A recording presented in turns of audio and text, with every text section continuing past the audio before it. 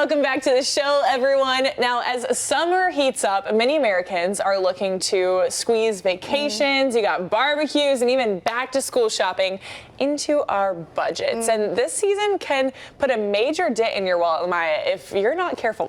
Girl, back to school is crazy, though. Yeah. I loved it as a kid, but you gotta be, those binders, the folders, I don't know if they even use that anymore. It's expensive. It is. I'm just saying, like, we just hit summertime and we're already trying to get our kids back into school. But you have to do it early, though. You have to do it early. And Intuit Credit Karma's consumer financial advocate, Courtney Alev, is here with some tips to help us all enjoy the summer without breaking the bank. Courtney, thanks so much for hanging out with us.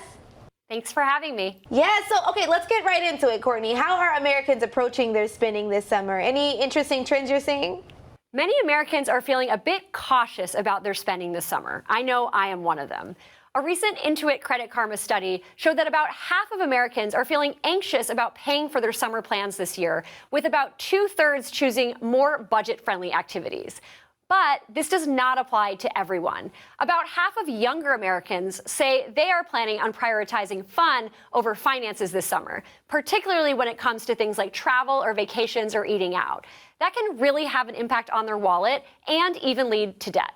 So, Courtney, how can consumers make the most of their summer without breaking the bank? It's great to take advantage of budget-friendly activities. When it comes to travel, don't overlook local gems just because they're close by. Road trips, camping excursions, visit to a nearby lake or the beach can be a great way to save money. You can split costs of gas and groceries with your family or friends and borrow gear that you might need but not have. These are great ways to keep the cost per person low while still getting that much-needed change of scenery that so many of us are looking forward to in the summer. And dining out can be a lovely activity, especially on a summer evening when the weather is perfect. But as we all know, the cost of dining out has gone up substantially in the last few years. The good news, though, is that dining in with friends can be just as much fun. I encourage people to try a theme night. Maybe it's DIY pizza making or a good old backyard barbecue. These type of activities can help you take advantage of the fun of summer with your friends and family while keeping your costs in check. And like I said, Courtney, okay, we're trying to get kids back into school, so that back-to-school shopping is just around the corner. How can parents save money when purchasing all the new things their kids need this school season?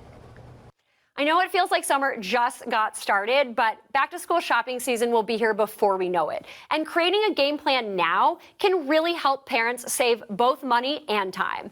The first thing I'd recommend is to take an inventory of everything you already have, because there is a good chance not everything is going to need to be replaced.